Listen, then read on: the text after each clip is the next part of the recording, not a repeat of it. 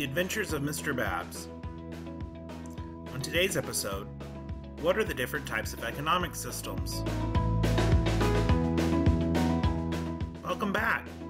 Today we are going to learn about the different types of economic systems.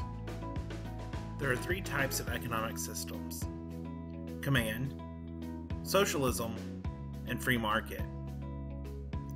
Each system has a different amount of government control and economic freedom for citizens. Before we begin, let's review some key vocabulary that will help us better understand these different economic systems. Corruption. This is dishonest or illegal behavior by especially powerful people, such as government officials. Innovations. These are new ideas, products, or ways of doing things. Factors of production. These are the things that are necessary to run a business: land, labor, capital, and entrepreneurship. Public services. These are services provided by the government for its citizens, such as healthcare, education, and housing. Private property. These are items owned by citizens and not the government. Profits. Money made from a business. Regulations. These are the rules and guidelines for businesses that are enforced and monitored by the government in order to protect consumers, employees, and the environment. In order to learn more about the different types of economies, we're going on a field trip. We're going to visit my friend Bob. He's a dairy farmer, and he's going to use his farm to show us how each economic system works. Are you ready to learn? Great, let's go. In our first example, a command economy. Farmer Bob is not allowed to own any private property. This includes his barn, his farmland, and his cows. In a command economy, the government owns all property.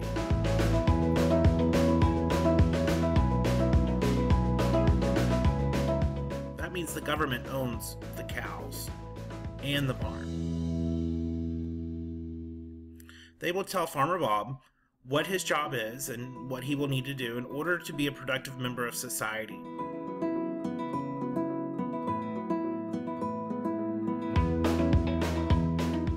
In return, the government will provide services or supplies. So since the government owns all the cows, the government will provide milk to Farmer Bob.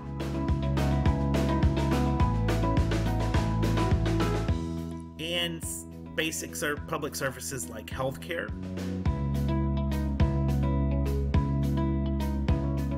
So in a command economy, for the government, they control all factors of production. That includes the land, the capital, such as the barn and the cows, the labor, they tell people what their jobs are, and they control the entrepreneurship or innovations that take place. And the government provides all public services for all citizens. Every citizen receives the same amount of services. For citizens, this means no private property. They can't own anything. And they're not able to keep and earn profits. Everything that's made belongs to the government. The benefits of a command economy.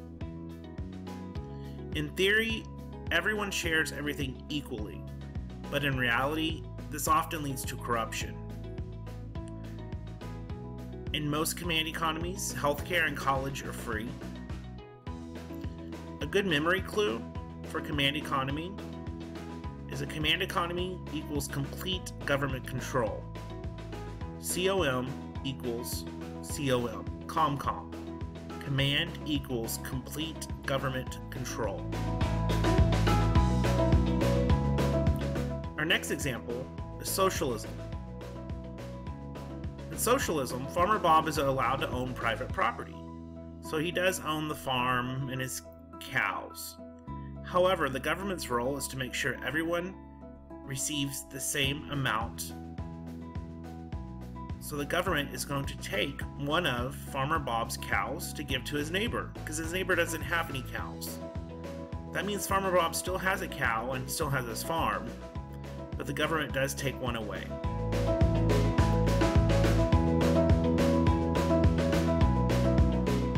Another feature of socialism is that the government does provide a lot of public services, such as healthcare. However, in return, Farmer Bob has to pay high taxes or money to the government in order to receive those services.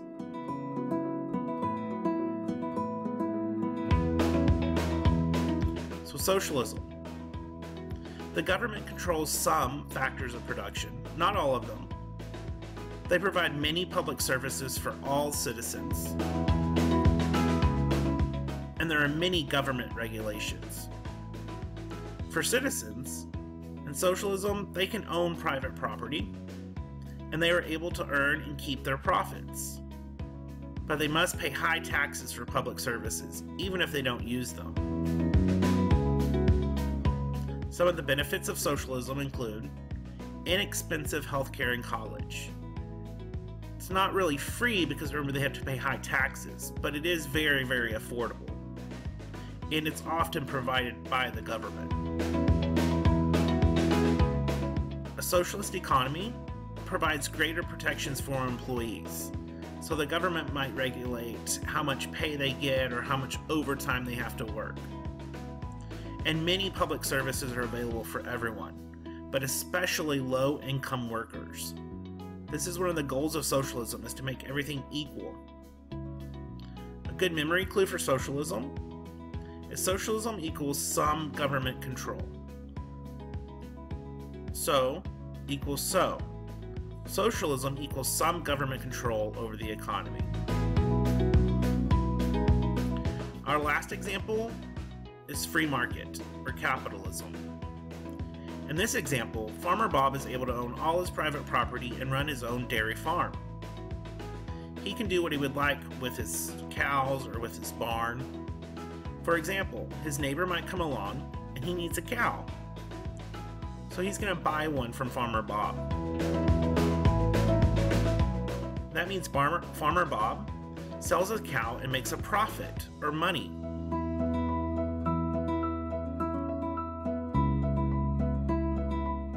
Farmer Bob is able to choose what he does with those profits. Farmer Bob decides he wants to buy a tractor, so he's going to go to town to the local tractor store and buy a tractor.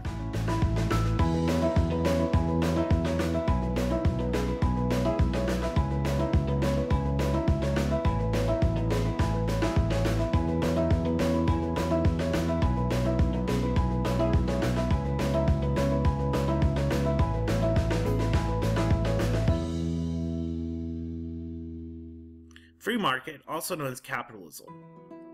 The government controls no factors of production. The factors of production are all controlled by the citizens. There are a few government regulations of businesses in order to protect the employees and the environment. For citizens, they can own private property, and they're able to earn and keep their profits. Some of the benefits of a free market or capitalist society include businesses allowed to compete with limited government involvement. This competition often leads to innovation or new products being sold on the market. This means that consumers have many different choices when making their buying decisions. A good memory clue for free market is free market equals freedom from government control. So remember, free equals free. Free market equals freedom from government control.